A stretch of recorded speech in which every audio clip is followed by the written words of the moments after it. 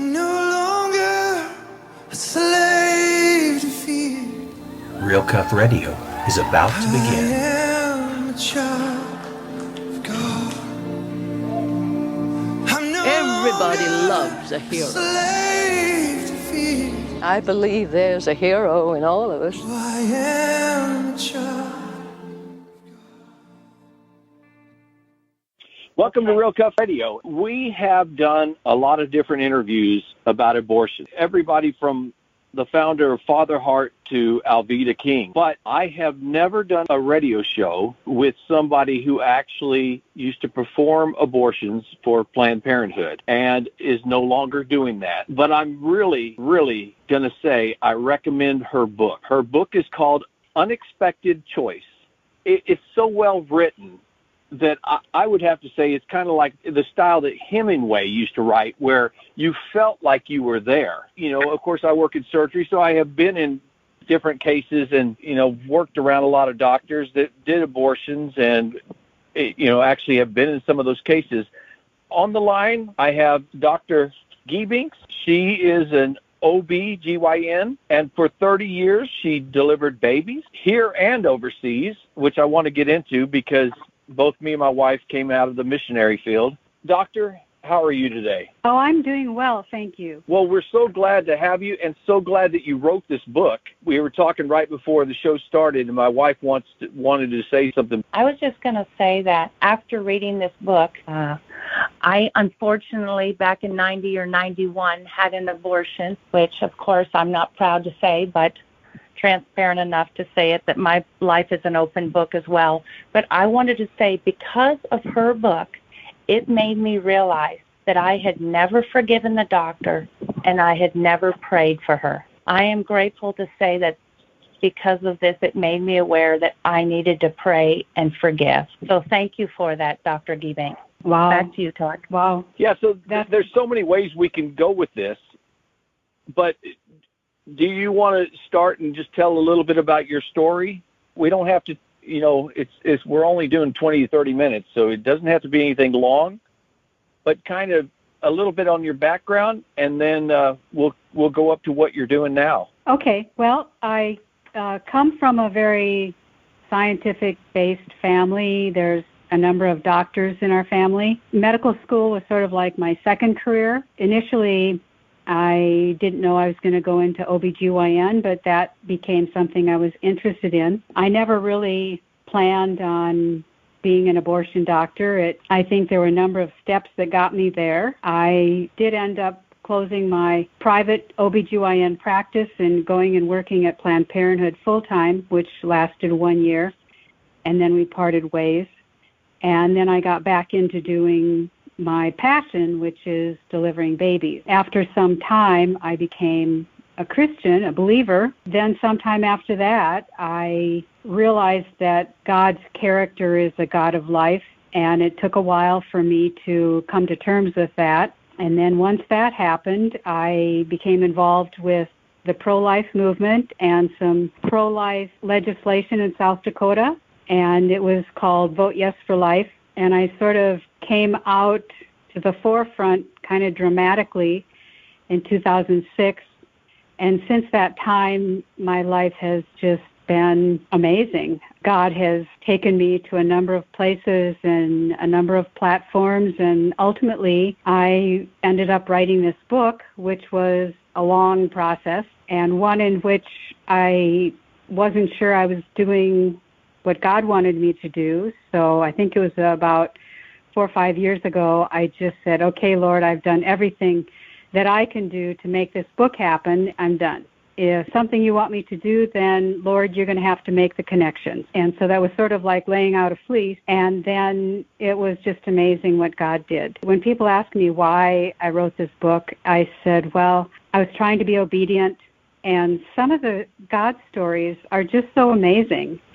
And it wasn't anything that I can take credit for because I never planned on doing any of this. God is a great God, and He's just amazing. And He wants us to be transparent, to speak out. And so that's what I did. I was just trying to be obedient. Well, when you say about your second career, I think you were 30 years old when you decided to go to medical school? Yeah. Which, I mean, is a great testimony for people out there, because a lot of people are going, well, I'm too old to start over, or I'm too old to go into something different. I thought that was incredible, so I wanted to mention that. Some of the God stories, there's one particular one I wanted you to talk about, the 25-week-old baby. The one that I did a C-section? Yes. Is that the one? Well, this is pretty early in I'd been out of residency, I think, a year. She wasn't really my patient, and she came in with bleeding. And the first time she came in, everything looked fine.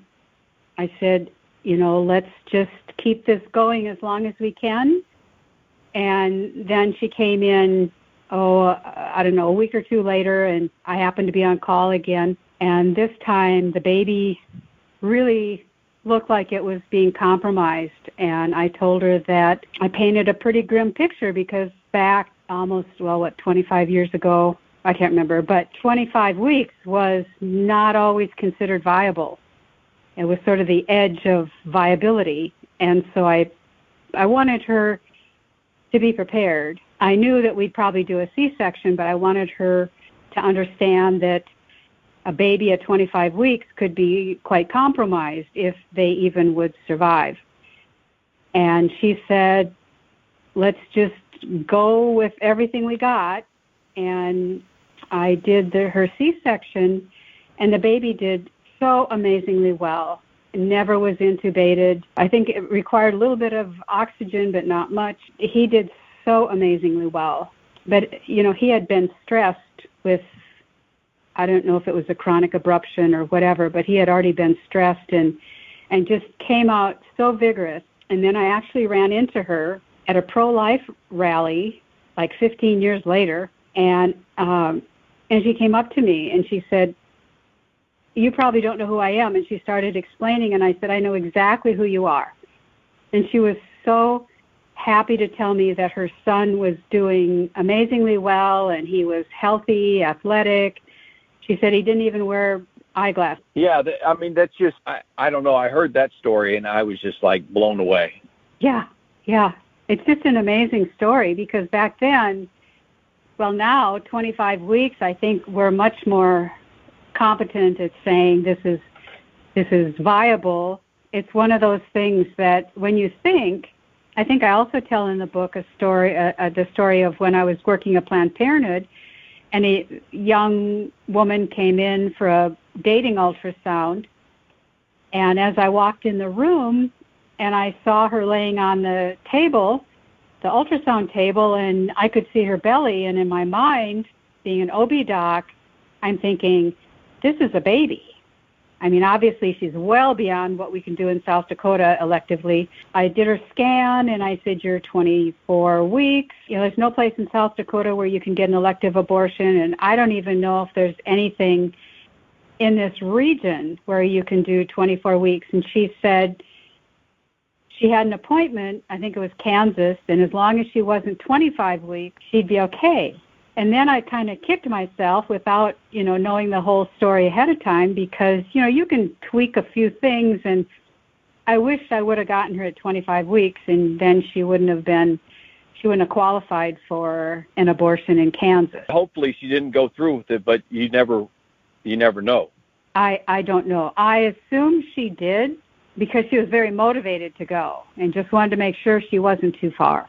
But even in my mind then, that's a baby. Even back then, it's kind of unconscionable to think that you would electively terminate a pregnancy that far advanced, let alone into the third trimester, which, you can do. That's just, to me, that's you've made your decision, and that would be to carry the baby to term and give the baby up for adoption.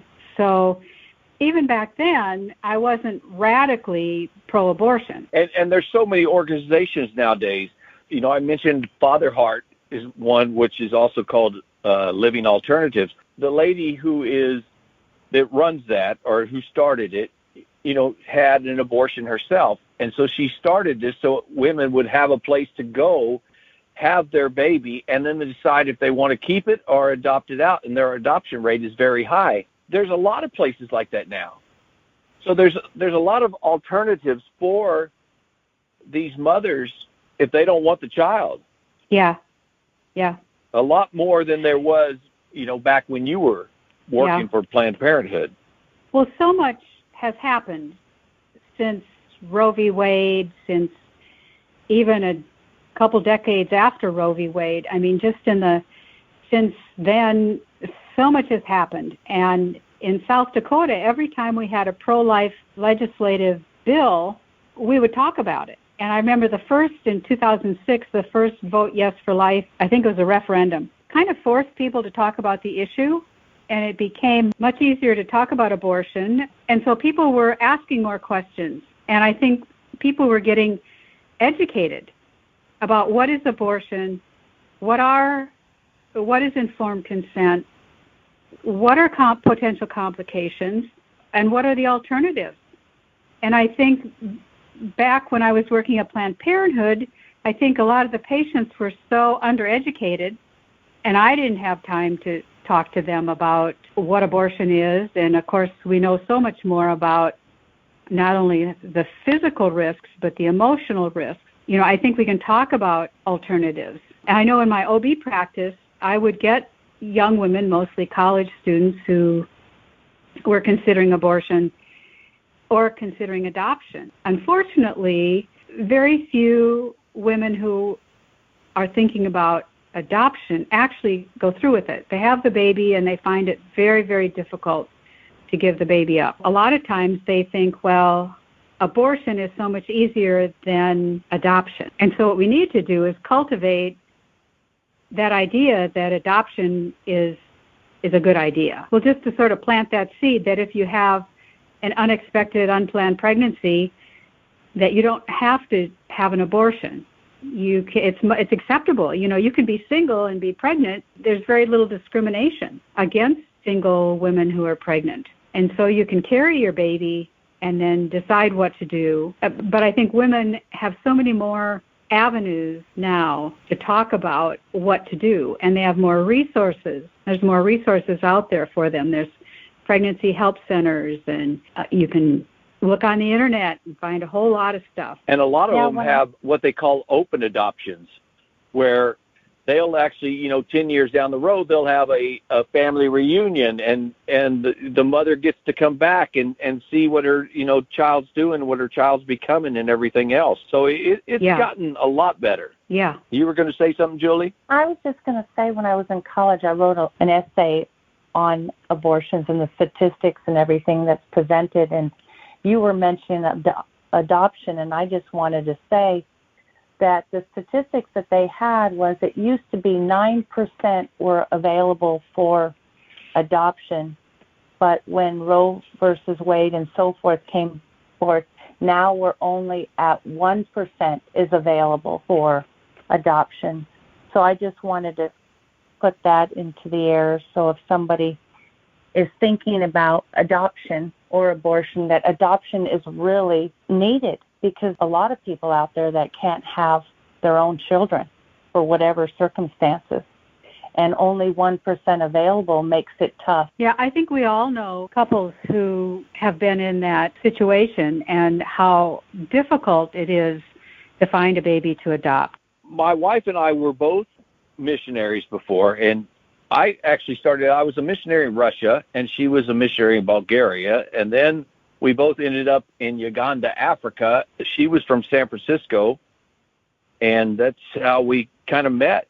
So when you started talking about San Francisco, and then you started talking about the missionary, I never saw that side of I was in the hospitals and the orphanages, but I was in the hospitals with Patch Adams. So it was for a different reason. It wasn't seeing the surgery side of it. I would just do remember how filthy the hospitals and the clinics were and stuff like that. So when you were talking about going over there and operating, all I could think was, oh my gosh, I bet you have some stories on that. Oh yeah, lots of stories, many that would just break your heart. But I've worked in several hospitals overseas. When I worked in the Arabian Peninsula, that was a very modern hospital. And when I worked in northern Pakistan, it was a mission hospital that was basically run by American doctors. And the last time I went to Pakistan, I was in central Pakistan. That was probably the scariest operating room I've ever worked in. And in some ways, almost unnecessarily unsafe. There were things they could do, but there's a tendency to do things the way you've always done it and not look to how can we do things better. You know, I think there's sort of a survival mode. You're so understaffed and under-resourced, you just kind of do what you can with what you've got and hope for the best. Another thing I wanted to mention, too, I had never heard that letter that Mother Teresa wrote, and I just thought that was amazing. Yeah. So basically, your book is available now, and I know it's available through Focus on the Family, but it's called Unexpected Choices. So after the book, you want to talk a little bit more about what you're doing now? Well, writing the book, it was almost as much work as medical school. I mean, it was fun work, and my co-writer is such a delight, and working with her was a total God thing. I mean, just the steps of how we met, total God thing. And she's such a good storyteller, and we worked during COVID. We'd talk on the phone. I would email her stuff I'd written, and then we'd talk on the phone, and I'd be talking, and she'd say, "Wait a minute, tell me more." Like when I mentioned septic tank, and she said, "Whoa, what is that? Never heard of that. Tell me more." And sometimes I would think that things were so unimportant, but she would say, "No, tell me more. I want to know more about that, because I don't know what people want to read." So the process of the writing of the book was just so amazing. The editing process, of course, is always kind of painful because you put a lot of stuff in, and then it gets taken out. And so I think, one of the reasons I wrote the book was I wanted to write a book that was compassionate and kind, and just to educate whatever side you're on, to let you have a little view into the other side. And my hope and prayer is that people will start talking to people that are different. I still have friends who are pro-choice. And in fact, one of the first things I did was send the book to a friend of mine who I highly respect, and she does documentaries. And I said, I want you to read my book and tell me what you think, because I didn't want to offend people. Not that I wanted to misrepresent the truth. I hope that people start talking, that there's a little dialogue. It's like, I think I've already seen it some where I've had some pro-life people say to me, "Well, I just didn't know. I just didn't know." I also want churches to start changing how we talk about abortion, because I know that when I first started really going to church, when I became a believer, and I was going to a small church in my town, nobody knew what I'd done. And when the topic of abortion came up, everybody was so passionate. I would just cringe.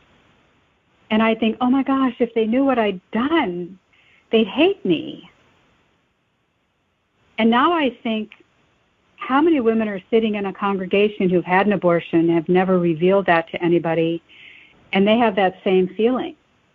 Fear of being judged, fear of condemnation, fear of their story getting out. And instead, aren't churches supposed to be a safe place for sinners regardless of what your sin is? So when I talk to churches and I say, we need to change the conversation.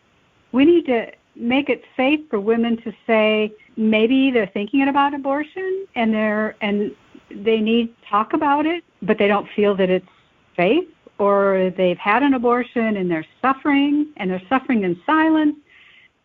And I think we need to educate pastors too, and to help them. A lot of them, God bless them, they really mean well, but we need to get a handle on how we talk about it, so that so we can bring it up in a safe environment. And so that's another thing that I really hope we can change that. There's a billboard on the interstate not far from where I live. The first time I saw it, it just shocked me. And it's a billboard of a little baby, and it says, "How could you?" And then it has something about abortion on the bottom. And I was like, oh my. You know, I've been healed from my past. I talk about that in the book, about the lengths that God went to heal me. So when I read that, I don't feel the condemnation, but I think of these women or even men who've paid for an abortion or, you know, encouraged their girlfriend to get an abortion. So when they see that, you know, my heart just goes out to them. So how can we not do that? How can we help people heal from the trauma and the hurt and the abortion after effects? Well, you know, you mentioned the church, and the statistics are like in certain age range, 65% of the women in that age range have already had an abortion. So you got to think about that in your congregation. You may have 75% of your congregation may have already had an abortion, and instead of talking them down, maybe it's time to say, you know, anybody that has had an abortion that needs prayer, let's all get in little groups and pray for each other and pray for the healing. I mean, that's what they really need. They need someone to come along and hug them aside, or say, hey, we're going to have a special room to meet or whatever, and if you're interested in coming, and, you know, so you don't have to do it in front of the whole congregation. But there's got to be something a little better. I did a show with a transgender guy who, you know, went and became a female, and then later, you know, he starts going to a church and ends up, Jesus just showed up to him, and he just starts bawling, and he got changed back as much as he could, but he's been married for like 30 years now, and his whole thing, he travels to China and Japan trying to stop these people from even starting the hormones, because once you start the hormones, it's a money game. But one of the things that amazed me, he said, so he went to this church, and later that afternoon, the pastor and his wife show up at his house and say, we don't need your kind in our church. Well, then who do you need? Oh, you know? My gosh. I mean, that's just a slap in the face. The guy was trying to find something to, you know, the healing for his life. And anyway, but yes, I understand exactly what you're saying. Yeah. Remember those bracelets that say, what would Jesus do? Oh, yeah. You know what Jesus did? He got down and wrote in the sand and started writing the names of all the people that had and what they've done and all their sins and everything else, and then they all walked away. You know, he said, cast the first stone. And where's your accusers? There is none, Lord.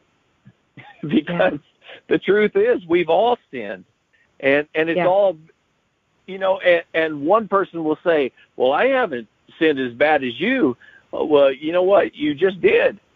Because, you know, you just judged them, and you don't want to be judged that way. So, Well, I have to say your book was a fantastic read. I really enjoyed it, and tell the co-author, you know, thank you so much for helping, because it was easy to read. It just flowed, and the stories were really good too. So I'm really hoping that it will also bring a lot of healing to, not only women, but also other physicians that have been, you know, doing abortions. And like you said at the beginning of the show, there's a lot of fathers that paid for these abortions, and they're still living with the guilt. I know a couple of them, you know, that are friends of mine, and they're still, every once in a while they'll say something about it, you know. So, you know, they're still living with it. Well, thank you. I'm glad that what we set out to do, that we accomplished. And it's always hard to know what to put in and what to leave out. So I'm glad. I'm glad that it's readable. And I remember once I was talking to my editor at Focus on the Family and trying to tell her that I want to write a book that even pro-choice people will read. And, of course, her comment was, well, how many pro-choice people are going to buy a book from Focus on the Family? And I said, no, but somebody might give it to them. a sister, a friend, a coworker might just pass them the book and say, you know what, you might find something in here. And so I think that's what we need to do, is that if you enjoy it, pass it on. Find someone and pass it on. They did the fabulous job on the cover, and that was quite a process. And I wanted one that when they asked me, what do you want in a cover? And I said, I want it to show some vulnerability. And I said, and I want it to kind of grab your attention so you're going to pull it off the shelf. I always think of when I'm in an airport and I go into one of the bookstores and I'm starting to look at all the covers and what's going to attract somebody's attention. And so I really have to say Tyndale House did a great job on the cover. I see a lot of really good books come through them. I just want to say that this book has really encouraged me, because sometimes you'll hear people on pro-life and pro-choice sides, but especially the pro-life side will be frustrated with family members or other people that they talk to with just the different sides. And I want to thank you, because your book is so encouraging, because what God has done for you, He'll do for anybody else. Yeah. And I find that very encouraging, that we don't have to worry about people's mindsets. If we will, just like you said, compassionate, be understanding, not worry about all those, just kind of find some kind of balance between you, something to talk about, and just be patient with people. Yeah, be patient with your family members or whoever that thinks differently, and just realize, like your nun friend, what did you say? Sister Josita. Her name was? Yes, Sister Josita. If we'll be patient and just pray for others that don't think the same way that we think, it's okay. Just pray for them. Yep. And look what God will do. And your story is terrific. Thank you again. Oh, well, thank you. Thank you. Thank you for having me on your show. And your questions are so great. So thank you. Appreciate it. Many, many blessings to you. Thank you. Yeah, well, I just want to thank you, Doctor, for coming on. And I hope that, one day in the future we'll meet you somewhere. Especially, I know there's a lot of stuff coming up that they're going to probably want you speaking at. Well, that's a little intimidating.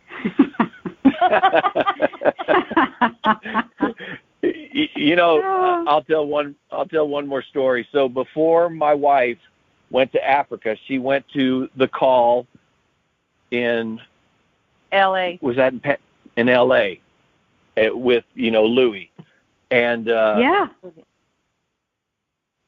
so our whole marriage and everything kind of ended up coming around that. So it was just kind of neat to see you talk. I think yours was the call in Nashville that you went and spoke at. Yeah. And I watched that video, but I'm thinking about pulling it down and redoing it so you can hear it a little better, because somebody had it it's hard to hear you. Okay. So I was thinking about redoing that and making it where you can actually hear your words a little better. But Nashville was so totally amazing, because truly that's when God did a huge healing in my heart and mind. So, and I tell this some of the story in the book, and God is such a great God, and He wants to bring things to light, and he wants us to be healed and not go around suffering. Absolutely. Yes, would you mind? I'd like to just say a little prayer over you as we close, Todd. Let's just pray over. Father, I just want to thank you for my sister. I want to thank you for all the healing that you've done in her heart. And I just want to bless her, and that you would make your face shine upon her, and you'd be gracious and merciful. Keep her in perfect peace, and continue to walk side by side with her, ordering her footsteps on the path of righteousness for your name's sake. Yeah. I thank you that this is a glorious journey, a marvelous journey. And I thank you that there's so much more ahead. In Jesus' mighty name, keep your presence evident with her all the days of her life, in the journey that she has, and all that you have for her. Thank you, Lord. Amen. Yes, amen. Thank you. My pleasure. All right. Well, thank you so much for being on. And I guess I'm going to say that's a wrap. Hey, this is Real Cuff, and I want to thank you for listening. Please like and subscribe. YouTube completely removed our channel for a couple of years, but now we're back. Thank you.